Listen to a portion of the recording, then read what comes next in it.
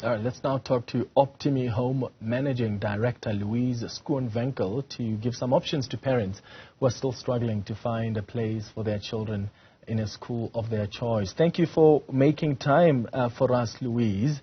So schools across the country have opened their doors for the new academic year, but as you've heard, there are still thousands of students who haven't been placed. Is homeschooling or online learning a viable and reliable alternative for them? Good afternoon, Clement. Yes, thank you for having me this afternoon. And I would definitely say that homeschooling and online learning is a viable option for many of these parents. It might not work for everyone, but there's certainly benefits. And I think one of the benefits would be that these children won't have to wait another 10 days to start their school year. They can actually start immediately. And for some of our viewers who may not understand how it all works, just explain how homeschooling and home learning actually works practically. So Clement, I'm going to explain two options. So I'm going to explain homeschooling and I'm going to explain online schooling. That was something that came to the forefront during COVID. So homeschooling is a much more flexible approach where you can study at your own time, at your own pace, but you still follow the same curriculum, the CAPS curriculum that are offered at all schools in South Africa, so you can transition in and out of school easily, but it's all done at your own pace. So, for example, if we look at the impact curriculum, the homeschooling curriculum will be, there's guidance throughout the year and support, and all the material are sent to the learner, but the schooling will just take place at home and at their own pace instead of at school. With online schooling, it works a bit differently. Here, everything happens virtually, and there's teachers who guide learners throughout the day. So it's basically a replica of school, but it only happens online. I see. How do I know then this alternative is the right fit for my child? So Clement, that's a very difficult question, and only a parent will know because children are so unique. And I always say this is a decision that needs to be made as a family. Many parents experienced a form of homeschooling or online learning during lockdown. So I think that would be a great start to think back, reflect back on that time when children were actually at home, maybe learning at their own pace because schools sent work home, or having classes online that were run by their teachers at school, and thinking back how your child fared during that period. Some children really flourished, but for others, they enjoy the classroom interaction and the bigger setup. So it's really dependent on each individual child. And how flexible is this alternative? So can my child re-enter the mainstream school at any point?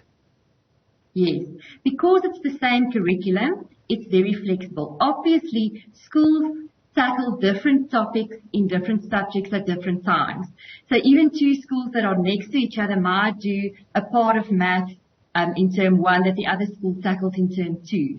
So the best would be to actually stick it out for a year, because then you know at least the same material has been covered. Otherwise, you might have to play a little bit of catch up when you've done a topic with your online provider that your school only covers later on and vice versa. So for parents whose children are still waiting to be placed, they can be home educated until the placement opens for them. Is that an option?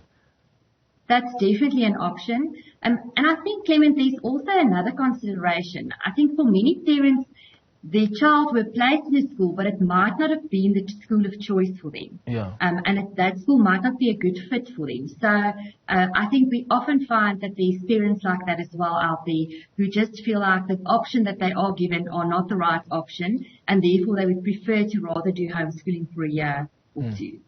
What about social activities? I know some parents will often be concerned about their kids not being involved in that. So does pursuing the homeschooling or online schooling route mean that your child misses out on those social activities?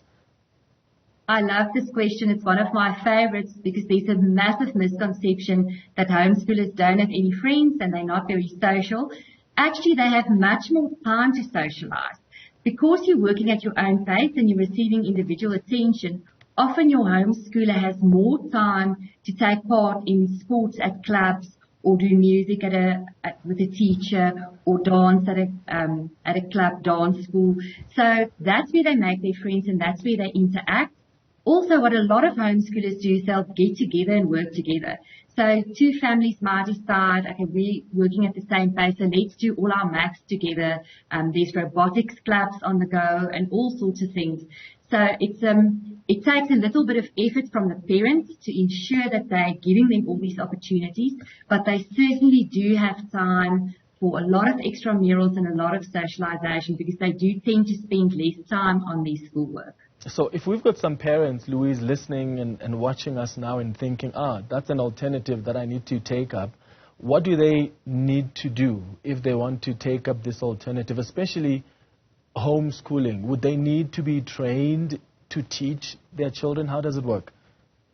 So actually you don't need any training. I know that sounds very far-fetched, but our material are all structured in a way. We have facilitated guides that are literally a dummy's guide to teaching, and it helps the parent tell them every step of the way what to do. We also have a lot of online content.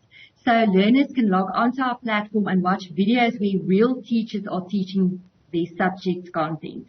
So a parent doesn't have to worry about the fact that they now have to teach grade 10 maths. I certainly know if I have to teach that grade 10 maths tomorrow, I'll have a heart attack. So they don't need to worry about any of that. Rest assured, we guide them every step of the way, give them all the material they need, and there's online help. And of course, we have a team of teachers who is there to help and assist as well via email or via phone. No, that's good to hear. If I were to even teach trigonometry, Louise, my child would probably fail. But it's good to know there's material already prepared. And the parents' job is more, I suppose, to just ensure that the kids are following up on the material and just guiding them through. And they're not necessarily responsible for the actual teaching. Thank you for making time for us, Louise. Those are some of the options available for you. If you are a parent with a child who's still not placed, I think about 5,000 pupils are still not placed nationwide. In Gauteng alone, we're looking at about 1,300. But the education minister saying that in about 10 days' time, they're hoping that most, if not all of those pupils will be placed. After